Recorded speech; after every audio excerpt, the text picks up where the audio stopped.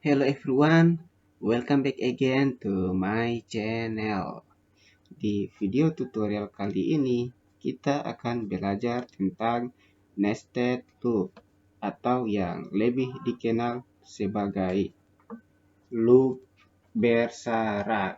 Loop bersarang di sini yang saya gunakan adalah for loop. Jadi for loop bersarang atau nested for loop itu sama seperti materi kita kemarin. Jika teman-teman masih ingat materi tentang nested if, yang mana kita buat suatu pengkondisian di dalam pengkondisian, atau kita buat if di dalam if, sama seperti nested if, nested loop atau nested for loop, kita membuat for di dalam for.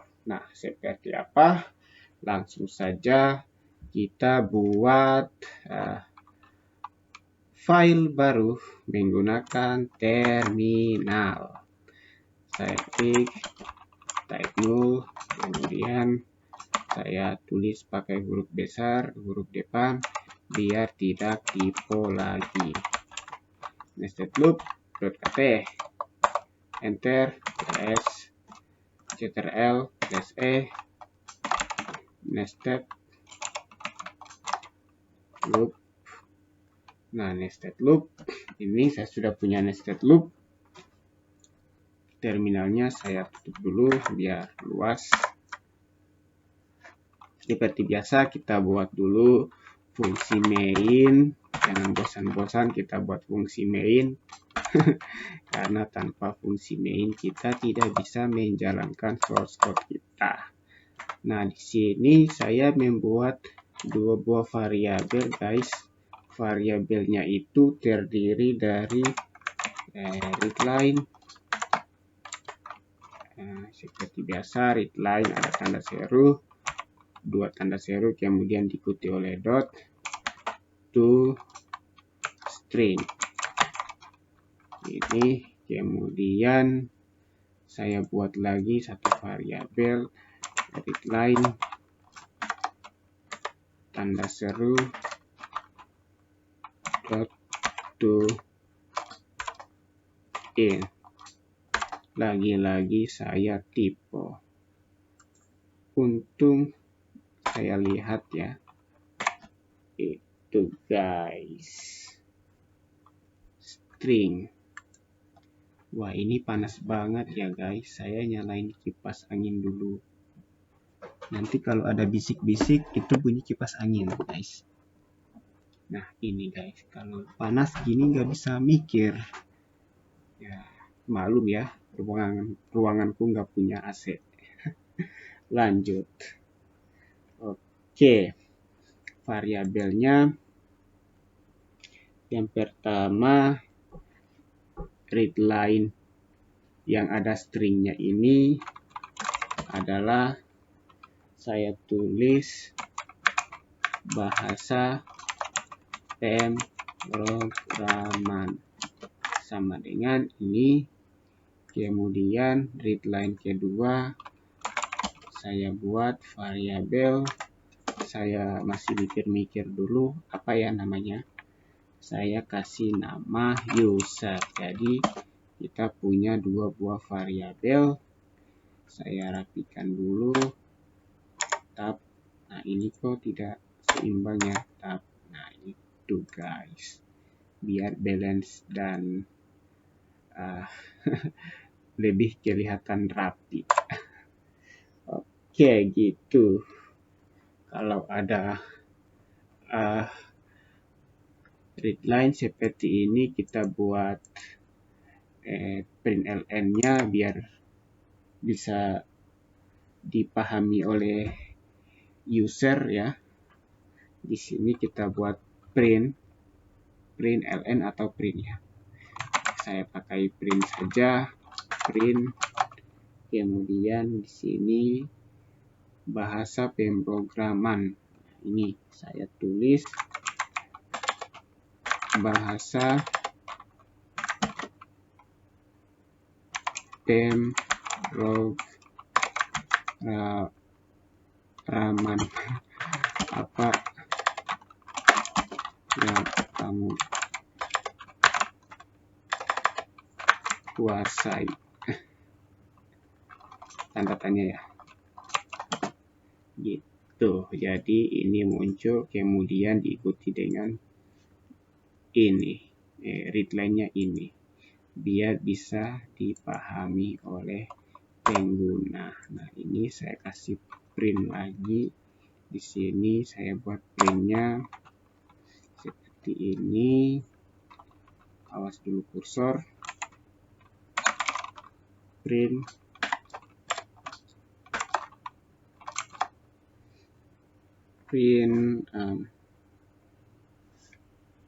integer, berarti saya cari kata yang bisa masuk akal ya, masuk akal atau selaras dengan tipe data integer. Saya masukkan jumlah bahasa pemrograman yang dikuasai. Nah, ini guys. Nah,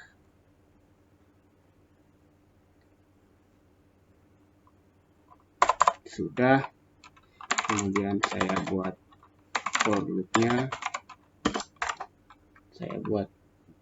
loop-nya. Variabelnya adalah i in 1 sampai 2.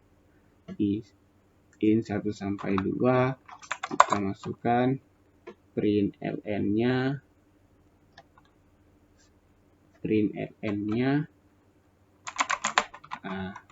Apa nih kata-katanya?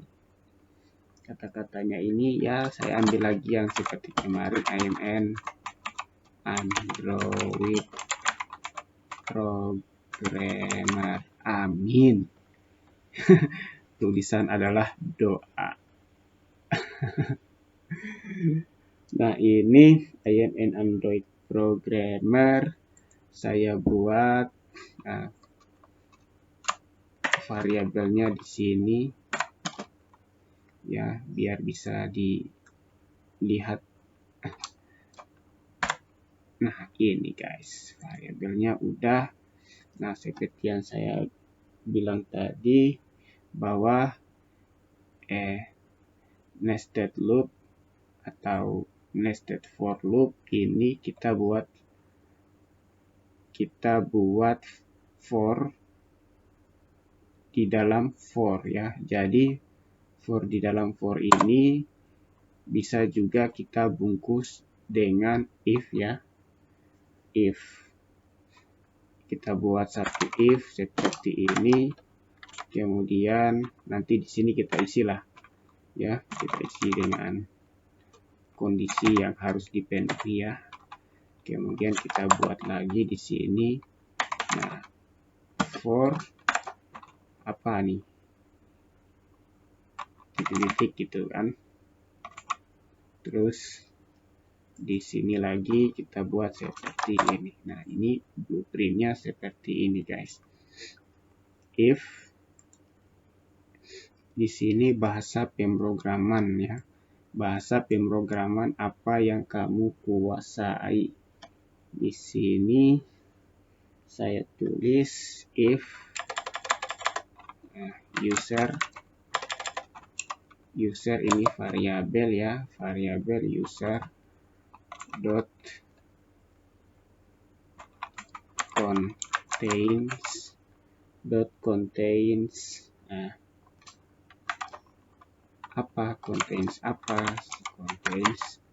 Kotlin ya. If user contains Kotlin, artinya kalau user dia ngetik Kotlin, maka akan berlaku for loop ini ya. For loop di sini kita tidak bisa gunakan variabel yang sama karena variabel i ini sudah digunakan di sini, sehingga kita buat variabel baru. Saya taruh j atau ya sembarang aja ya. Saya taruh j aja. habis I, J. Jadi lebih nyambung sih. It make sense. In, saya tulis 3 titik-titik. Nah, bahasa pemrograman. Bahasa pemrograman kemudian dilanjutkan dengan println. Wah, ini panas banget ya guys. Kita jauhin dulu kipasnya biar nggak bising ya. Maaf ya guys, kondisinya seperti ini. Aku nggak bisa konsen kalau panas. Println.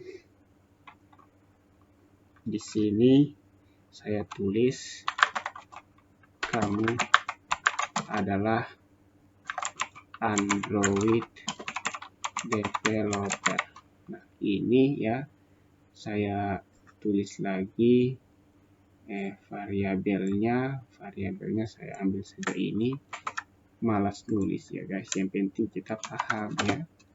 Copy paste, yang penting paham ya guys. J. Nah, ini guys. Ini ya, sebelum kita jalankan saya jelaskan dulu secara singkat ya. Jadi ini nanti yang akan muncul adalah println ini dieksekusi sebanyak 2 kali, 1, 2 ya.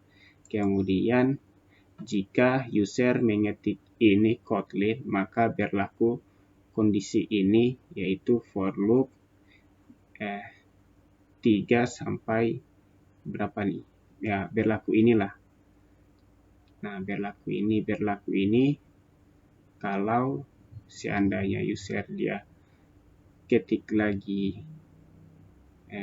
di sini ya, di sini user ketik di sini, nanti kalau dia 3 atau sampai 4 gitu ya, 3 atau 4 nanti masuknya di sini ya. Banyak bicara ya. Ya udah, kita tes jalankan aja ya biar bisa lebih real. Kotlin C nested loop KT. Ada error enggak? Error type mismatch. Saya scroll dulu ya. Nested loop .kt. Nested error. Receive type mismatch. Contains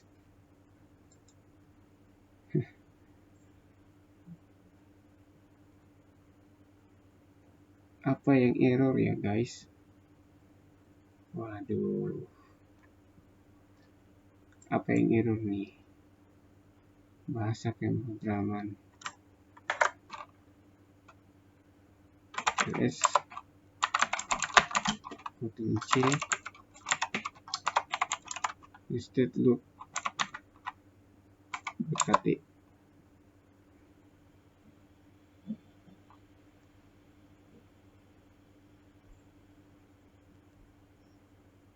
String but in was expected.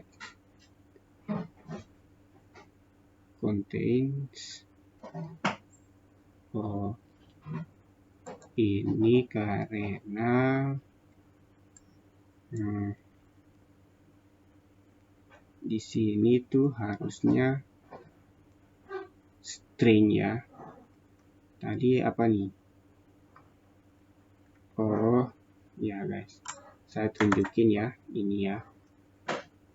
Ini biar kalian bisa juga mengatasi masalah yang seperti ini ya guys.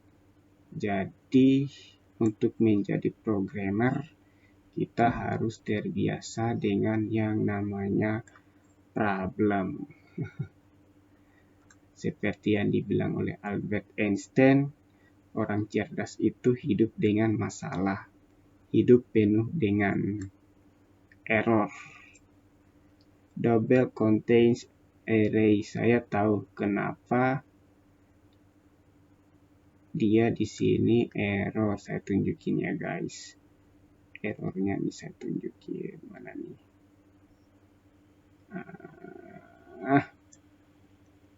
Type mismatch is string but int. Ini kan harusnya ini kan int kan, tapi kita buat ini adalah string, benar nggak? Bahasa pemrograman ini string. Harusnya di sini adalah int ya. Gitu ya guys. Berarti ketukar. Ini to int. Ini to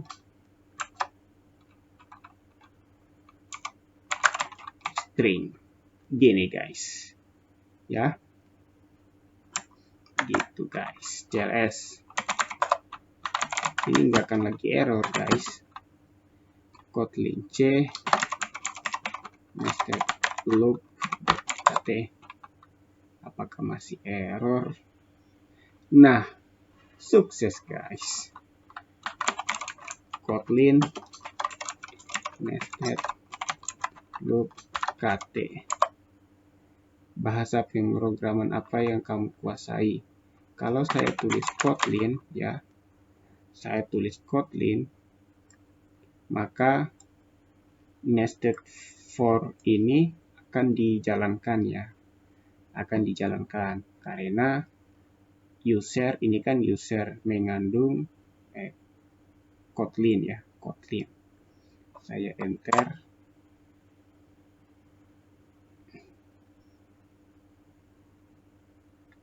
Apalagi ini nested loop Kotlin.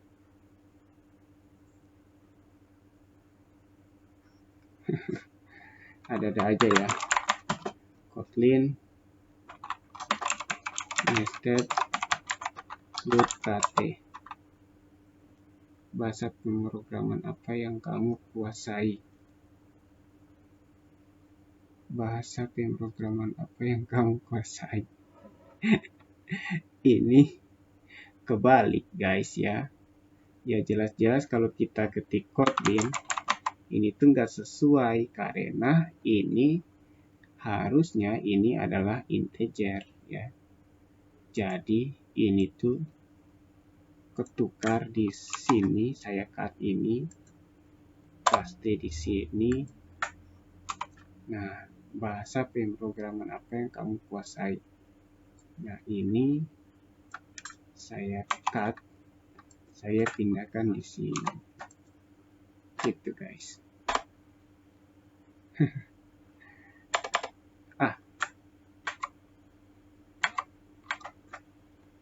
Saya mau hapus ini, tapi yang terhapus source code-nya. CLS ini CLS, nah itu Kotlin C nested loop.kt. Apakah ada error? Tidak ada guys. Kotlin nested loop kt. Bahasa pemrograman apa yang kamu kuasai? Saya ketik Kotlin. Nah ini jumlah bahasa pemrograman yang dikuasai. Ini harusnya yang kamu kuasai. Titik ini. Ulang aja lah. CLS Kotlin C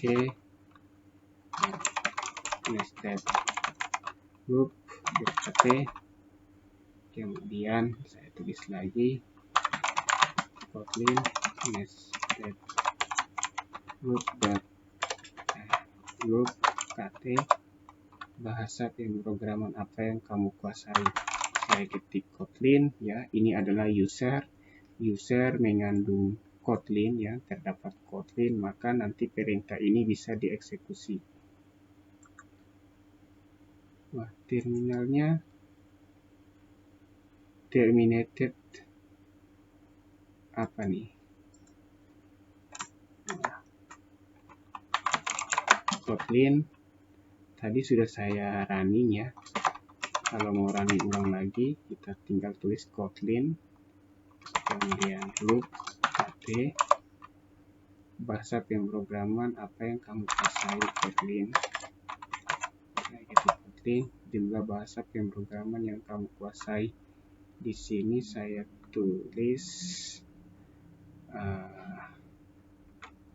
kalau 2, coba. I am an Android programmer. I am an Android programmer. Kenapa bisa demikian? Karena I am an Android programmer ya. Ini dieksekusi sebanyak 2 kali ya. Ini tidak dieksekusi, ini dieksekusi. For ini dieksekusi kalau user masukkan input itu 3 ke atas ya. 3 ke atas. Nah, ini coba kita tes jalankan lagi. Kotlin nested loop kt, bahasa pemrograman apa yang kamu kuasai. Saya tulis Kotlin, enter, saya taruh 4 ya, jumlah bahasa pemrograman yang kamu kuasai 4. Ini